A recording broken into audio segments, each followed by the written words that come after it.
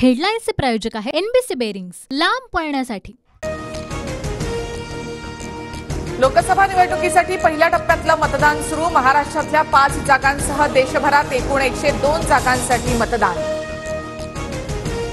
पूर्व विदर्भातील 5 जागांसाठी आज मतदान। नागपुरात विकास ठाकरेंकडून मतदान। नागपुरात गडकरी आणि काँग्रेसच्या विकास ठाकरेंमध्ये थेट लढत।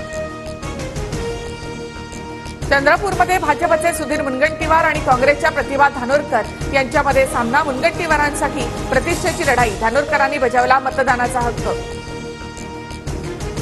चंद्रशेखर बावनकुळेंकडून रामटेकमधील कोराडी केंद्रावर मतदान, तर नागपुरात मोहन भागवतांनीही मतदानाचा हक्क बजावला। भंडारा गोंदियामध्ये भाजपचे सुनील मेंढे आणि काँग्रेसच्या प्रशांत पडोळे यांच्यामध्ये सामना। गडचिरोलीमध्ये भाजपचे अशोक नेते आणि काँग्रेसचे नामदेव किरसाल यांच्यामध्ये लढत। रामटेकमध्ये शिंदेच्या शिवसेनेचे राजू पारवे आणि काँग्रेसचे श्यामकुमार बर्वे आमने सामने। उमरेडमध्ये राजू पारवेंकडून मतदान। काँग्रेसमधून शिंदे गटात आलेल्या पारवेंची प्रतिष्ठा पणाला।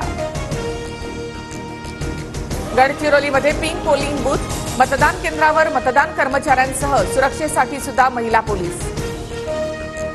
रत्नागिरी सिंधुदुर्गमधील महायुतीचे उमेदवार नारायण राणे आज उमेदवारी अर्ज दाखल करणार। उमेदवारी अर्ज भरण्यापूर्वी राणेंचा रोड शो। सांगलीचे महाविकास आघाडीचे उमेदवार चंद्रहार पाटील आज अर्ज भरणार। संजय राऊत, विश्वजित कदम, सतेज पाटील, जयंत पाटलांसह महाविकास आघाडीचे नेते उपस्थित असतील। सोलापूर लोकसभा निवडणुकीतून एमआयएमची माघार। संविधानाला वाचवण्यासाठी आमची माघार, एमआयएमचे सोलापूर जिल्हाध्यक्ष फारुख शाब्दी यांच्याकडून स्पष्ट। रामदास तडस आणि नवनीत राणांसाठी नरेंद्र मोदींची दुपारी वर्ध्यामध्ये प्रचार सभा। रामदास तडस वर्ध्यातून तर नवनीत राणा अमरावतीमधून लोकसभेच्या रिंगणात। प्रकाश आंबेडकरांची आज बुलढाण्यामध्ये प्रचार सभा। वंचितचे उमेदवार वसंत मगर यांच्या प्रचारासाठी प्रकाश आंबेडकर मैदानात। आदित्य ठाकरे आज अहमदनगर लोकसभा दौऱ्यावर। शिर्डीतील उमेदवार भाऊसाहेब वागचौरेंच्या प्रचारामध्ये सहभागी होणार। धाराशिवमध्ये काँग्रेसला धक्का बसणार। काँग्रेस नेते मधुकरराव चव्हाणांचे पुत्र सुनील चव्हाण आज भाजपमध्ये प्रवेश करणार। संजय राऊत नेता नाही तर दलाल, नवनीत राणांबद्दल केलेलं राऊतांचं वक्तव्य अशोभनीय। संजय शिरसाट यांचा राऊतांवर हल्लाबोल।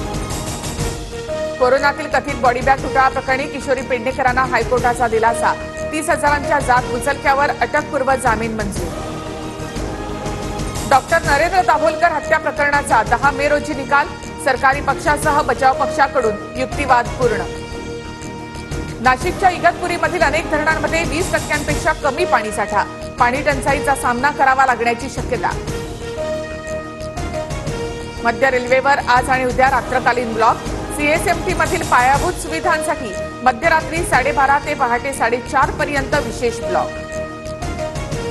लखनौ आणि चेन्नई आज आमने सामने। ऋतुराज गायकवाडच्या नेतृत्वात चेन्नईचा संघ आणि केएल राहुलच्या नेतृत्वात लखनौ सज्ज।